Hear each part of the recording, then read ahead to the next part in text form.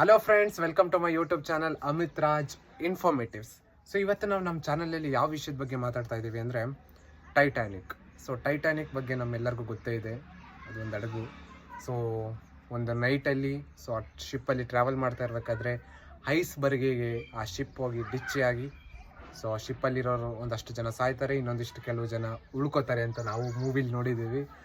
But ನಿಜವಾಗ್ಲೂ ಅದೊಂದು ಆಕ್ಸಿಡೆಂಟಾ ಅಥವಾ ಆ ಆಕ್ಸಿಡೆಂಟ್ ಹಿಂದೆ ಒಂದು ಪ್ಲ್ಯಾನ್ ಇತ್ತ? ಏನಾಗಿತ್ತು ಅವತ್ತಿನ ರಾತ್ರಿ? ನಿಜವಾಗ್ಲೂ ಟೈಟಾನಿಕ್ ಅನ್ನೋದು ಅದು ಏನದು? ಆ ಶಿಪ್ ಹಿಂದೆಗಡೆ ಇರೋ ಆ ರಹಸ್ಯ ಏನು?